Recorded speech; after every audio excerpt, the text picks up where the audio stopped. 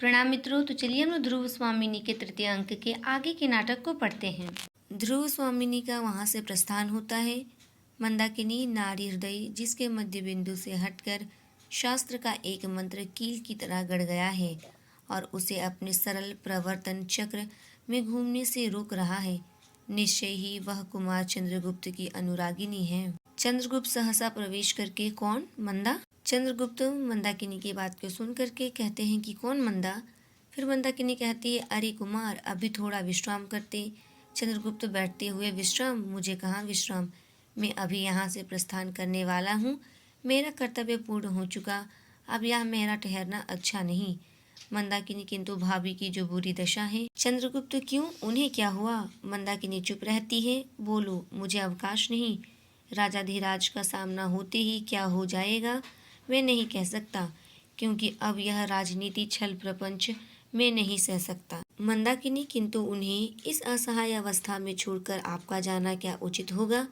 और चुप रह जाती है। फिर चंद्रगुप्त कहते हैं, और क्या, वह क्यों नहीं कहती हो?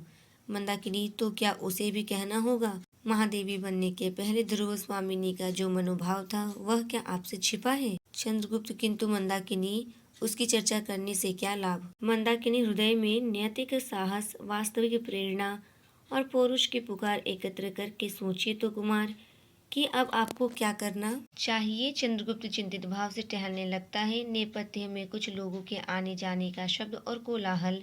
देखूं तो यह क्या है, और महादेवी कहाँ गई?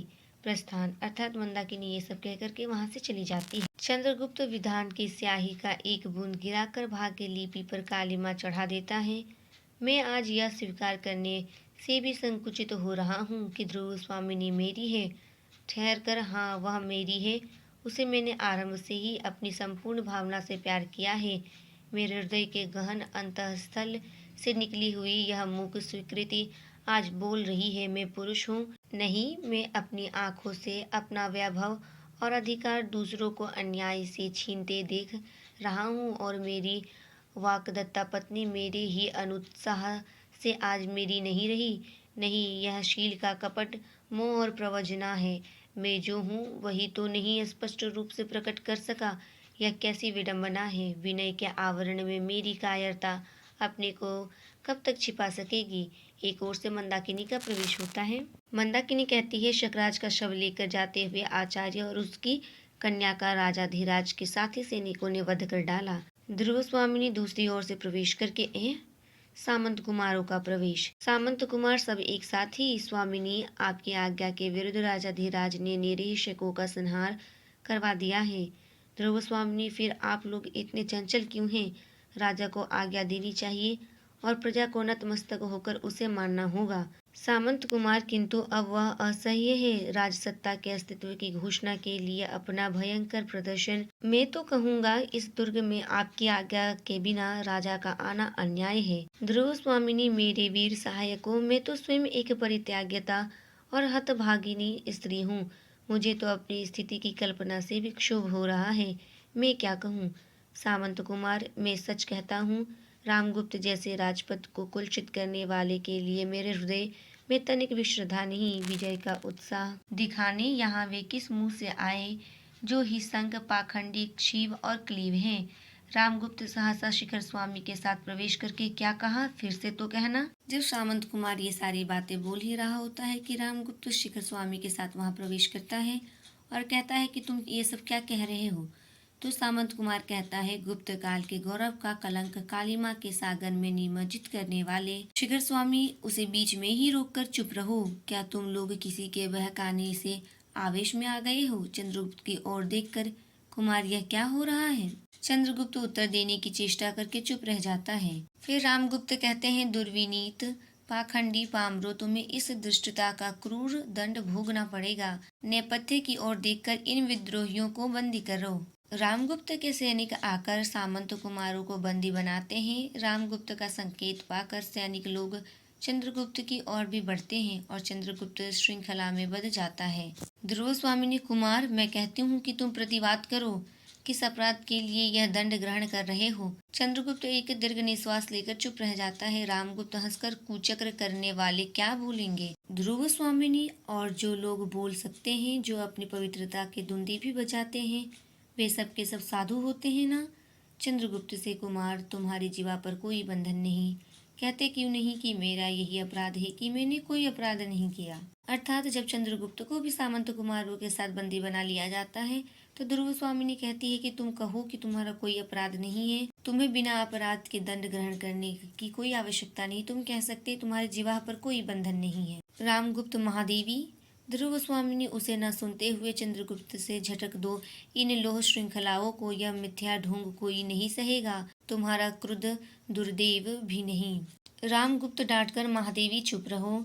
ध्रुव स्वामिनी तेजस्विता से, कौन महादेवी राजा? क्या अभी मैं महादेवी ही हूँ जो शकराज की शैया के लिए कृत दासी की तरह भेजी गई हो, वह भी महादेवी? आश्चर्य। शिखर स्वामी देवी, इस राजनीति चातुर्य में जो सफलता।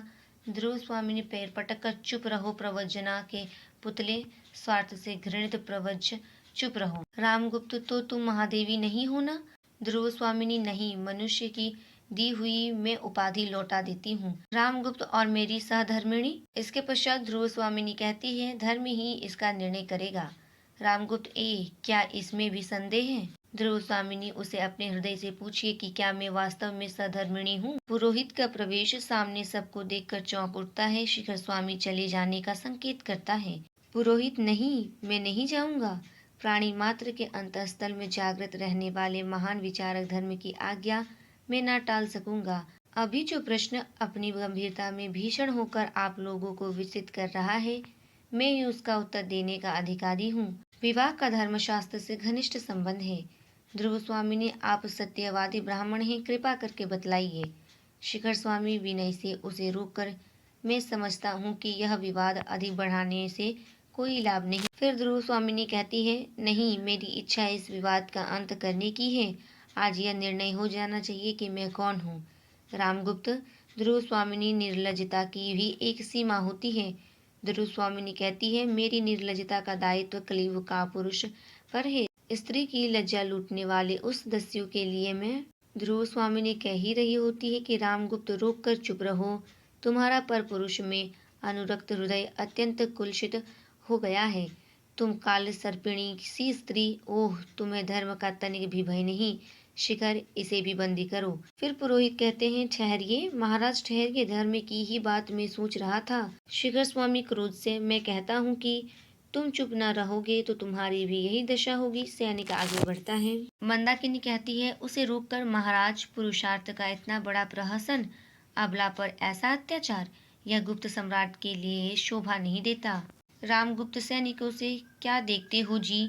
सैनिक आगे बढ़ता है और चंद्रगुप्त आवेश में आकर लोह श्रृंखला तोड़ डालता है।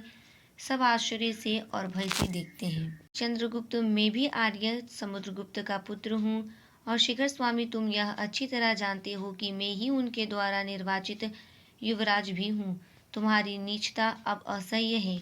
तुम अपने राजा को लेकर इस दुर्ग से सकुशल बाहर चले जाओ। यहाँ अब मैं ही शकराज के समस्त अधिकारों का स्वामी हूँ। रामगुप्त भयभीत होकर चारों ओर देखता है, क्या? ध्रुव स्वामी चंद्रगुप्त से, यही तो कुमार। चंद्रगुप्त सैनिक से डपटकर, इन सामंत कुमारों को मुक्त करो। सैनिक वैसा ही करते हैं और शिखर स्वामी के संकेत से रामगुप्त धीरे धीरे भय से पीछे हटता हुआ बाहर चला जाता है। शिखर स्वामी, कुमार, इस कलह को मिटाने के लिए हम लोगों को परिषद का निर्णय माननीय होना चाहिए। मुझे आपके आधिपत्य से कोई विरोध नहीं है, किंतु सब काम विधान के अनुकूल होना चाहिए। मैं कुल वृद्धों को और सामंतों को जो यहाँ उपस्थित है लिवा लाने जाता हूँ। इसके आगे के नाटक को हम अगली वीडियो में पढ़ेंगे। तब तक के लिए धन्यवाद।